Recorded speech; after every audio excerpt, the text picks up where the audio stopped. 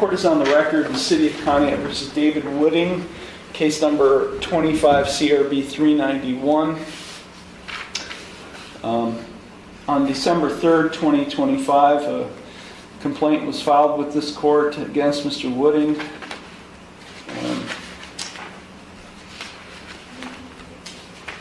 Complaint or service of the complaint was attempted by the bailiff.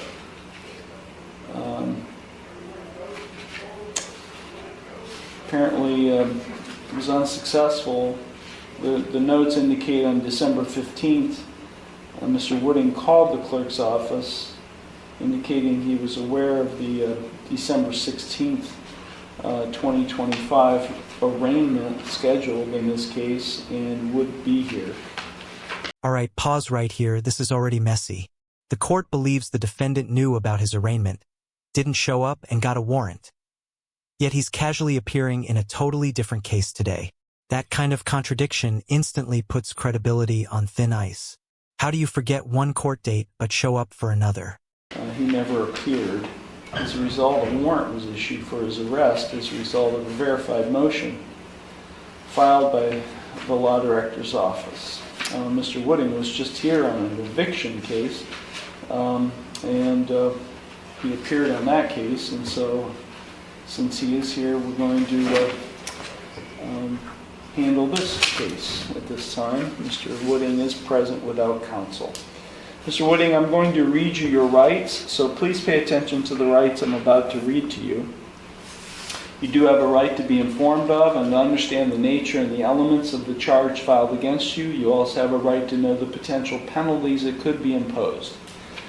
You're charged with one count of rental permit required. That is an unclassified misdemeanor. Now, in the complaint, it has a date range.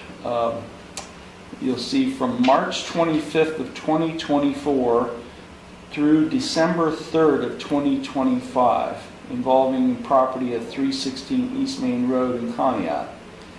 Now, I haven't calculated the number of days that's involved, but suffice to say that's roughly 12 plus another 8, roughly 20 or so months. On average, 30 days a month, 30 days per month. That's roughly 600 days. This is where a simple permit violation quietly turns into a financial nightmare. At $50 per day, spread over nearly 20 months, the math adds up fast. This isn't about jail, it's about leverage.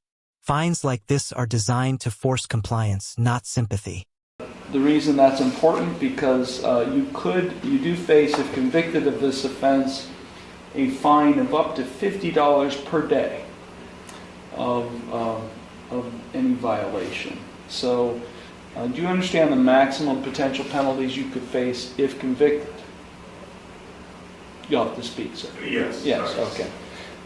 You do have a right to remain silent and not to say anything during this hearing that might incriminate yourself. Any statement you make could be used against you.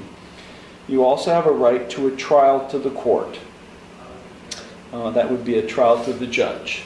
At that trial, you would have a right to cross-examine witnesses and to confront evidence presented against you. You would have a right to use the court process to secure the attendance of any witness who you would want to testify in your behalf. At that trial, you would have a right to be proven guilty beyond a reasonable doubt and a right not to testify. You also have a right to have an attorney represent you in this case. You're not entitled to court-appointed counsel. This is not a jailable offense. Notice something important here. No court-appointed lawyer. Because this isn't a jailable offense, the safety net disappears. This is one of those moments where people underestimate how serious non-jailable cases can be, especially when thousands of dollars are potentially on the line. But you do have a right to retain the services of your own attorney and to consult with your own lawyer at your own expense in this matter. You also have a right to a continuance of this initial appearance hearing in order to retain the services of your own attorney or to consult with your own lawyer. If you are convicted of this offense, you do have a right to appeal the conviction or sentence. That must be done within 30 days of the conviction and you would be entitled to a court-appointed attorney in the Court of Appeals if you receive a jail sentence. I'm sorry, you're not subject to any jail sentence, so none of that applies. But you do have a right to appeal the conviction or sentence. That must be done within 30 days. If you plead not guilty today to this charge, I will set your case for further proceedings after today, and then I'll set a bond. A bond is set by the court to ensure your appearance at all future proceedings. And today you have the right to a reasonable bond. I have to tell you this. If you're not a citizen of the United States, you're hereby advised that conviction of the offense to which you could be pleading guilty or no contest may have the consequences of deportation, exclusion from admission to the United States, or denial of naturalization pursuant to the laws of the United States. Now, Mr. Wooding, you have 3 plea options that are available to you with respect to this charge. You can either plead guilty, not guilty, or no contest. If you plead guilty, that is a complete admission by you to the offense charged.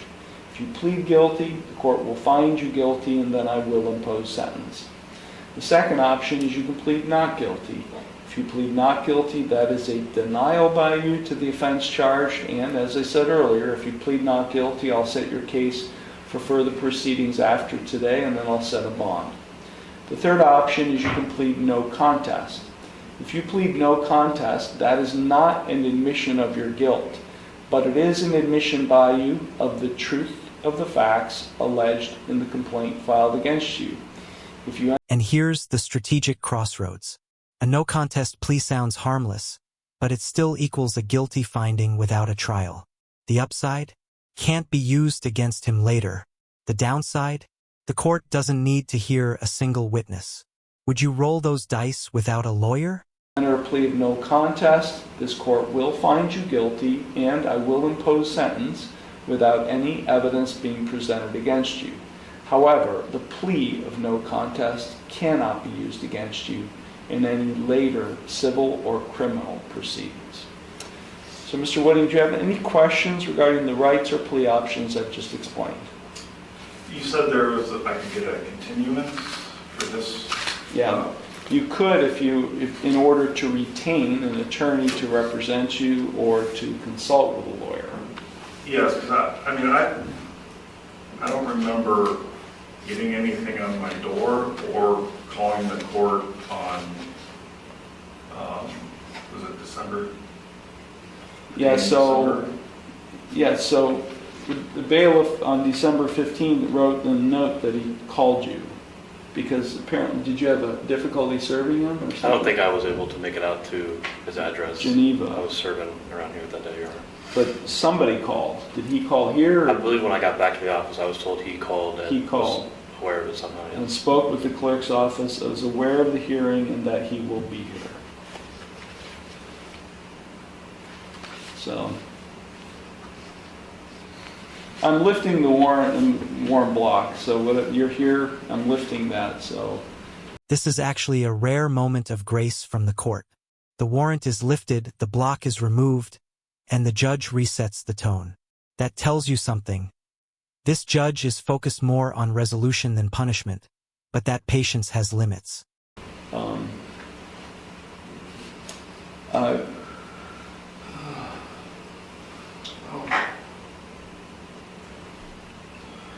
I guess I'll just plead no contest.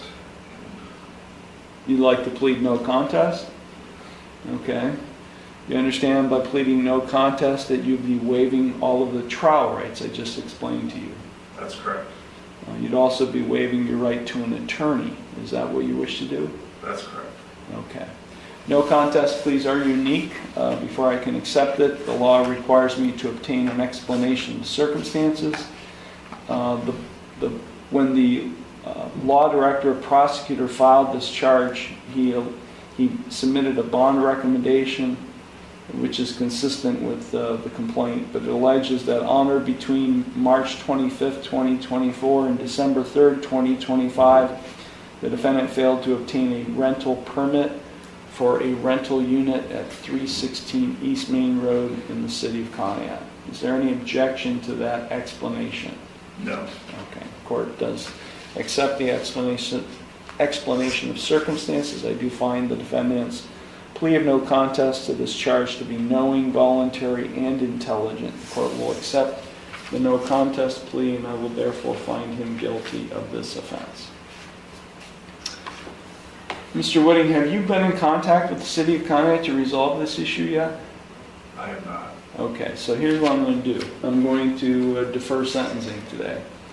I'm not going to sentence you on this. I'm going to defer sentencing for roughly 30 days to allow you and the City of Conneaut to see what you can do to get permitted and get resolved. And then we'll come back. The law director or the prosecutor will be present at the sentencing hearing and will be able to explain to me, independent from you, whether you resolved the matter with the city and so forth. As I said, I will lift the warrant in the warrant block. I will set bond in the amount of $1,000 personal recognizance. You don't have to pay anything today. You're being released on your own recognizance. What that means. This is the final warning shot. Personal recognizance bond means freedom today, but miss that next hearing, and this turns into another warrant plus $1,000 penalty. Simple case, simple rules. So what do you think, fair outcome, or did he get lucky? Means is if we're going to give you a hearing date, another hearing date in roughly 30 days. If you fail to appear for that sentencing hearing, I could issue another warrant for your arrest, and then I could order you to pay as a penalty for failing to appear $1,000 in the City of Conneaut. Do you understand that? I do. Okay. Do you have any questions? You can go down the hall, the Housing and Zoning Okay. Department. Yeah. They're just down the hall. Yeah, All right. they'd be the ones to talk to. All right. Okay. Perfect. Thank you. I think it's Ms. Hoover, Jennifer Hoover is probably the person you want to talk to. Anything else? Nope, that's it. Okay. You'll go to the clerk's window. They'll take care of you, sir. Thank you.